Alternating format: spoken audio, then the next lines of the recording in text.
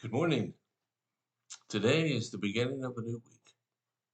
Hope you had a good weekend. And I'm going to talk one more time about the Gospel of Luke. And tomorrow I want to start and I want to talk about the Gospel of Matthew. Look at one more time in Luke. Luke is such a good book. It's full of good stuff. And I hope you've learned some things from it. Uh, I hope you'll keep looking for more. I mean, there's always more than just what I have time to talk about. So today I want to read the last one I'm going to do. It's in Luke chapter 18, and it begins with verse 35. Here we find these words. As Jesus approached Jericho, a blind beggar was sitting beside the road. When he heard the noise of a crowd going past, he asked what was happening. They told him that Jesus the Nazarene was going by, so he began shouting, Jesus, son of David, have mercy on me. Be quiet, the people in front yelled at him. But he only shouted louder, Son of David, have mercy on me. And when Jesus heard him, he stopped and ordered the man be brought to him. As the man came near, Jesus asked him, what do you want me to do for you? Lord, he said, I want to see. And Jesus said, all right, receive your sight. Your faith has healed you. And instantaneously the man could see, and he followed Jesus, praising God, and all who saw it praised God. This story is a good example of how Jesus relates to people. He still does, to people like you and me, and to people that we don't know. He's walking around as he normally did, and as often as he walked around, something happened. Something interrupted what he was doing. Now, I'd like for you to think about, how has God interrupted you in your daily life? How many times has something come up that you weren't expecting or thinking about? How many times has your life seen a change when you had no idea it was coming? Well, that's what happens here. God is always looking for the moment to touch people. And on this day, as he's walking near Jericho for this blind beggar, it was his time. So put yourself in the shoes of this blind man. He can't see, he doesn't know what's going on, but he hears the crowd and he knows something's happening because of the noise. And he says, what's going on? And people around said, hey, Jesus of Nazareth is going by. And he thought, now's my chance. If I'm ever going to have a chance, this is it. And he didn't want to miss it. So he hollered, Jesus, have mercy on me. Apparently he was being rather obnoxious because the people in front of him told him to be quiet. I guess they wanted to see, or they didn't want him bothering the guy. And when they said that, he hollered even louder, Jesus, son of David, have mercy on me. Now, I suppose he had to yell pretty good. Apparently there's a large crowd. They were making a lot of noise. They were talking, maybe trying to get Jesus' attention as well. I don't know. But nevertheless, Jesus heard the guy shouting.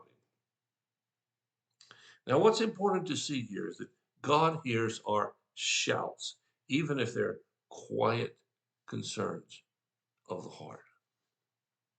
Jesus never misses an opportunity to reach out to your needs. Never. You may not recognize it, you may not see it, but he never misses an opportunity for that. He's always looking around for where people are hurting and in need. So he hears this and he has the guy come up to him. I guess maybe the disciples went over and brought him over, or maybe the people around him, somebody did. So he gets the guy in front of him, and it's really interesting because he asks what I think would be a dumb question. What do you want me to do for you? Everybody knew what he wanted. Jesus knew. And the guy said, I want to be able to see. It's such an obvious need. But Jesus wanted the guy to express it, to own it, if you will, for himself. And Jesus wants us to express our needs. Tell him what they are, even if they seem to be obvious. Even if you're in the middle of struggling with something awful, don't be bashful about that. This guy can't see, and he's going to bound and determined get to Jesus, and he does. So what do you want? He says, I want to see. It's almost, what do you think I want? It would have been interesting because Jesus has a sense of humor, and I think a lot of the conversations he had in the Bible, not nearly as staid and sterile and lack of emotion as we read them. But Jesus said, okay. Can you imagine the guy standing there hearing him say, okay? The anticipation that must have welled up within him. And then Jesus said, receive your sight. And the man looked up and he could see. Wow. Think of the moment that this happened in the life of the man and in all the people around watching. When God touches a life, people notice. And if your life needs a touch, call out to him. He'll hear you. He will answer your need. Guaranteed. But what's really critical is what happens after. The guy could have just walked away. He could have said, oh man, this is great. And I'm going to go look around and see things I've never thought of seeing before. But he doesn't. He says the man followed Jesus, praising God. And all who saw it praised God too. The man let his life live the new life he now had because God had touched him and he could see. And God wants you and I to let him touch us so we can live a new life and live it very differently. I don't know where you are in life. I don't know how much you think you need God.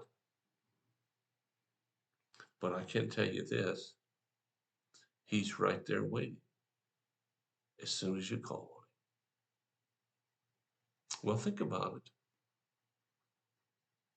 Thanks for listening. If you have a need or a concern, let me know or call the church and we'll figure out what we can do as fast as we can do it to help meet your need. God bless you. I'll be back tomorrow with another story, this time from Matthew.